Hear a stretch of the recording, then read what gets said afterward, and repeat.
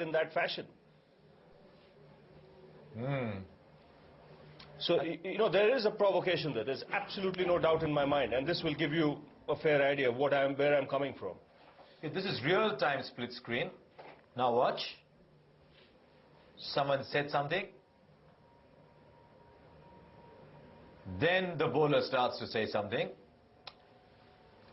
And then comes the finger pointing. So, you think it's strictly by the book. I think we've got a clause in there, strictly by the clause.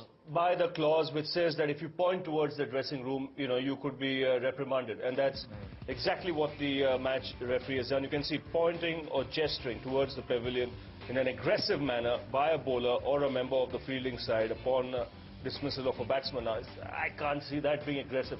Different people interpret it differently.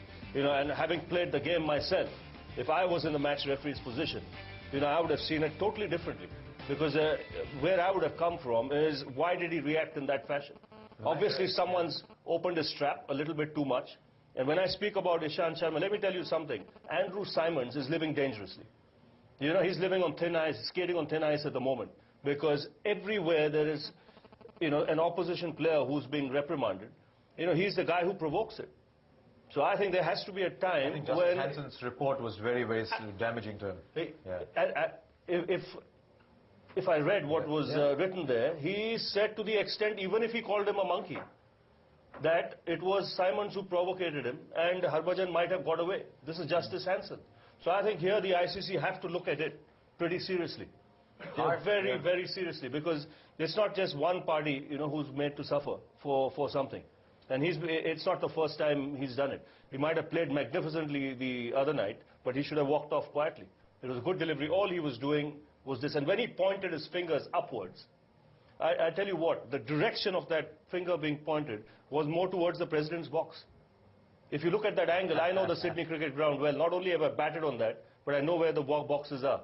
That is more, the president's box was right behind where Symonds was. It's only when the Ishan-Symonds started running ahead and still started doing that, then the angle changed towards the dressing room. But when it first started, the president's box was right behind, not the dressing room. That's my viewpoint. Jeff Crow might have something else to say. Yeah. Well, Jeff Crow is a former cricketer as well. He's been a former cricket captain for his country. But, Sunny, you think this a little harsh? Well, what is your take on it? Well, there's a line. There's again over here. There seems to be a stand taken that India is the most reported country. Indian players are the most. That's the newspapers. That's what the newspapers keep saying. But the thing is it because other teams are not reported? Is it because the Australians are not reported? I'd actually like to have a look also at the Brett Lee appeal of Sachin Tendulkar in the same match when it was given up. He didn't appeal. Well, I mean, he went running down and then turned down an appeal, which also I think is not allowed. Which again is a breach of the code. Now, he never got reported. I don't know whether he got. I don't know whether anybody had anything to say. Now these are. So it's easy to say that India is the one that is doing all the wrong things. It's probably because the other teams are not reported. And I think over here it's a young man who, as Ravi said, if nothing had been said to him, he would not have done anything. So in a sense, when you look at say a question of bribery, it's not the bribe taker, but the bribe giver who's also at fault. And over here, I think, you've got to have a look at the whole sequence of events, not just the final thing that happened, not just the final gesture that was done. Maybe you need to have a look at what provoked it. I think Jeff Crow was entirely within his rights because he saw the final thing, and he said that although I know there was provocation, he did say that. So you can't blame Jeff Crow at all. If he goes by the book. He's gone by the book. Yeah. If he goes by the book, then you will dock him. But you have to see the other side as well.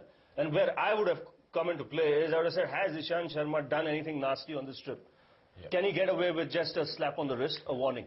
Let's take a look at the incident that Sunny was talking about and see if we can read too much. Because my first reaction was that for a long time he didn't appeal there.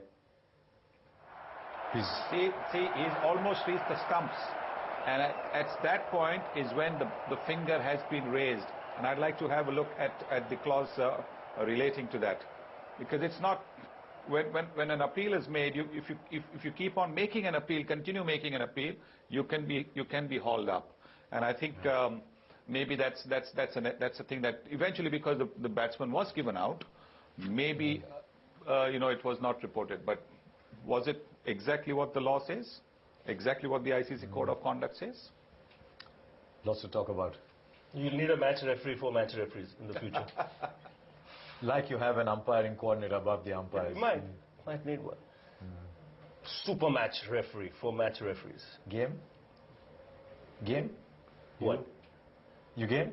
Don't worry. On the IPL, there'll be a proper this thing. Let's come back to the game then. Sri Lanka came back, didn't they? Now they've got a total to bowl at. So just get